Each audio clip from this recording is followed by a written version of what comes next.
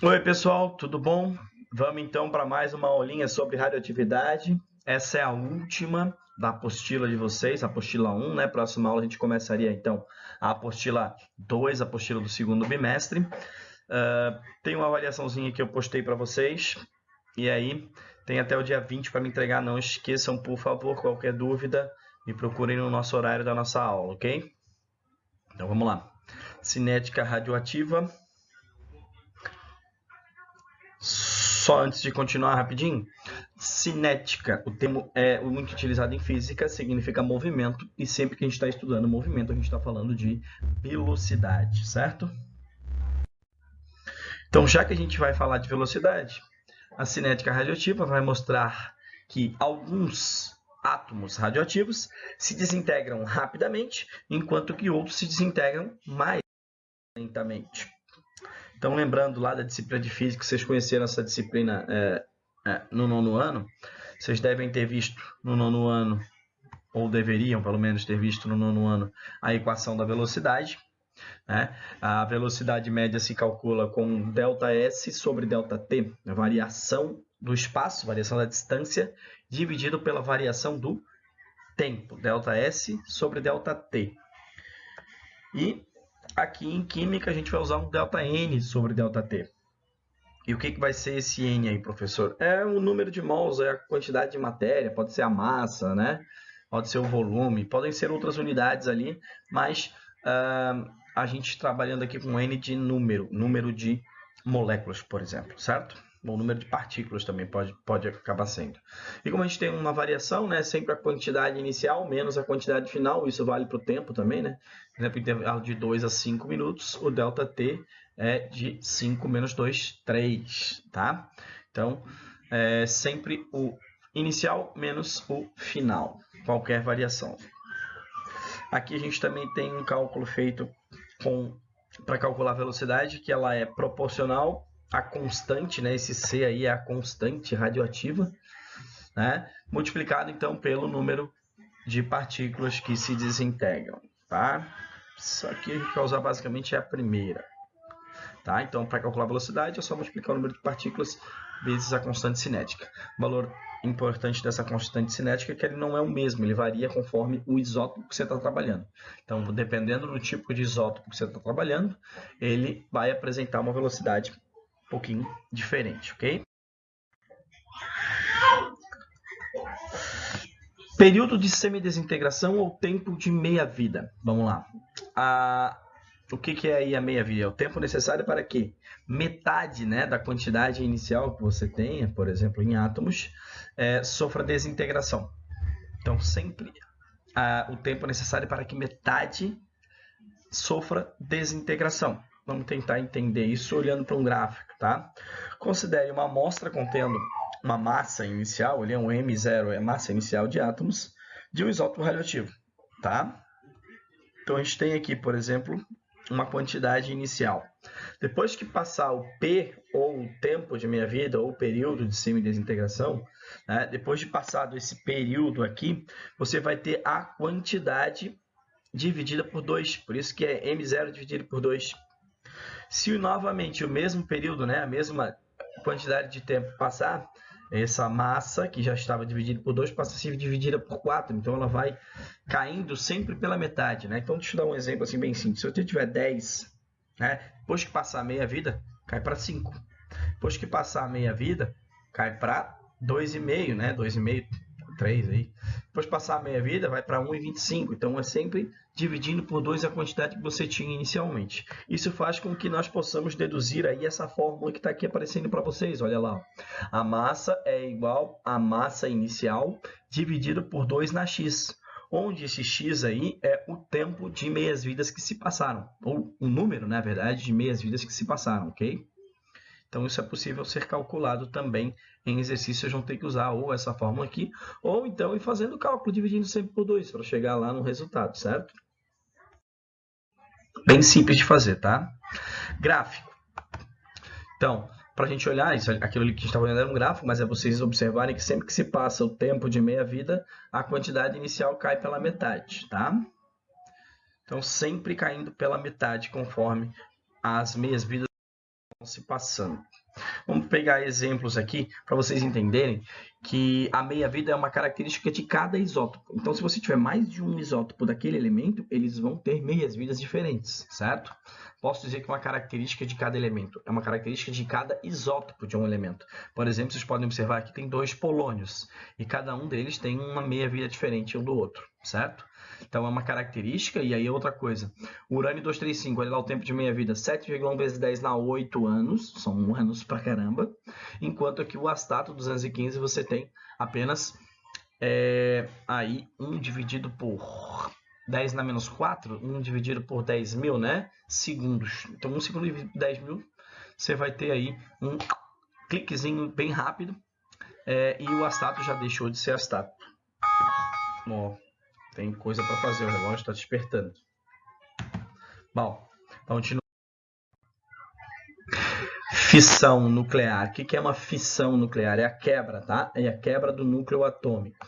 Então, é um processo em que o núcleo grande é bombardeado por partículas aceleradas e que o divide em 2 núcleos mais leves. Divide esse cara em 2 núcleos menores, estáveis com a liberação de uma grande quantidade de energia nuclear.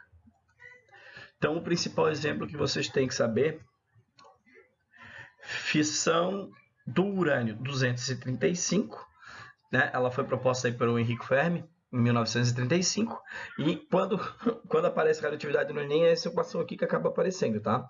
Então, o que vocês têm que observar aqui? Principalmente nessa equação, para que ela ocorra em cadeia, para que a liberação de energia ocorra de forma contínua, certo?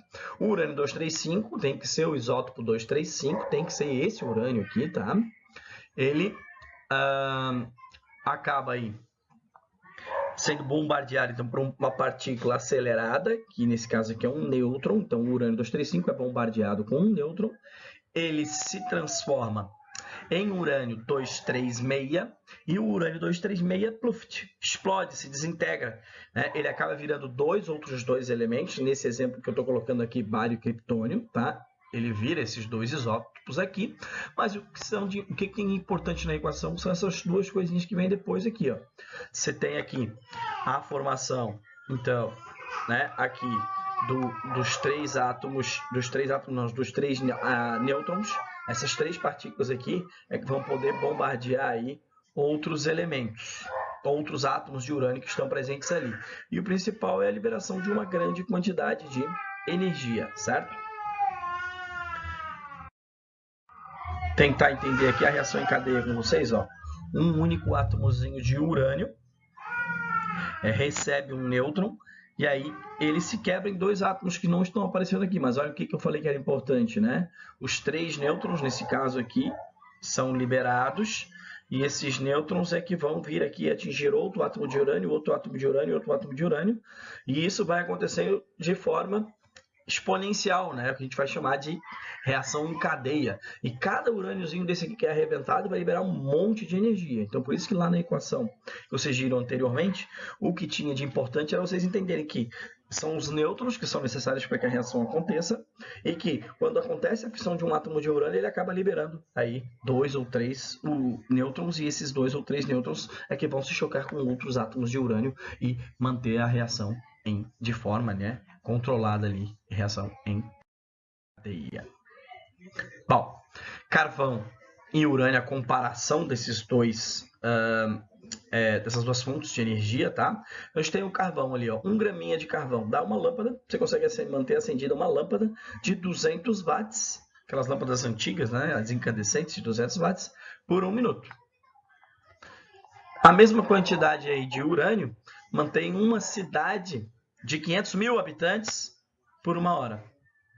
Né? Satisfaz a necessidade energética de uma cidade, de uma cidade de 500 mil habitantes durante 1 hora. Então, para vocês terem noção, como a energia nuclear aí, né, muito mais energética do que a energia química presente aí no átomo de carbono, ou nos carbonos, né, quando são queimados, no carbono quando é queimado. Fissão, agora é a fusão. Fusão nuclear. O processo consiste na união, então ao invés de quebrar agora é unir, átomos pequenos, dando origem a um núcleo maior com a liberação de uma enorme quantidade de energia. Vamos tentar entender por que é uma enorme, tá? A bomba mais poderosa que o homem já produziu, chamada de bomba H. como é que é a equação dela, né? Você pega esses dois isótopos do hidrogênio, o hidrogênio 2 e o hidrogênio 3, o trítio e o deutério, e aí muita pressão e muita energia, muita temperatura, né? Temperatura alta e pressão alta, por isso que isso aqui acontece, por exemplo, no núcleo do Sol. E aí vai acontecer a formação do átomo de hélio, e a liberação de um nêutron energético, né? Um nêutron que vai sair daqui, vai sair bastante quente, com muita caloria. E aí isso pode ser utilizado, então, para manter, por exemplo, a fotossíntese das plantas aqui na Terra, porque essa aqui é a reação que acaba acontecendo no Sol, é a liberação de energia que acaba ocorrendo aí no reator de fusão nuclear, chamado Sol, ou qualquer outra estrela de fusão, certo? Então vamos para frente. Um único graminha dos dois reagentes aqui, né, vão produzir a mesma quantidade de energia que 210 toneladas de TNT. TNT é dinamite, trinitrotolueno, tá? Então, olha só, um graminha só, hein? Olha a quantidade de energia que é liberada. Né? A bomba H que eu tinha falado para vocês lá, para você explodir uma bomba de hidrogênio, você precisa, como estopim, explodir uma bomba de mais ou menos parecido com as de Hiroshima e Nagasaki. Ela é só o estopim para iniciar a explosão da bomba de hidrogênio, tá? Então, para vocês terem noção de como essa energia aqui, ela é muito mais energética, digamos assim. Aplicações de radioatividade. Já vou voltar a falar um pouquinho sobre discussão de energia nuclear, mas aplicações, tá? A gente tem a produção de energia elétrica, a produção de eletricidade. A gente pode usar aí a datação do carbono 14, inclusive vai ter exercício para vocês fazerem sobre isso e utilizando ali os conceitos de meia-vida para entenderem. A gente tem também aplicações na medicina, aplicações na esterilização de alimentos, análise de chapas metálicas e de tubulações, e ainda estudos de mecanismos de reações químicas, tá? Eu preciso mostrar para vocês um esquema aqui de um reator nuclear, como é que funciona, né? Esse aqui é um reator termonuclear de fissão, não existe de fusão, somente de fissão, quebra, tá? Então aqui é o reator, esse reator, né, ele acaba liberando energia e aquece a água passa por um circuito e ela tende a vir passar aqui por essa região onde essa outra água que está aqui é aquecida, transforma-se em vapor e esse vapor passa a girar as turbinas e produzir a eletricidade.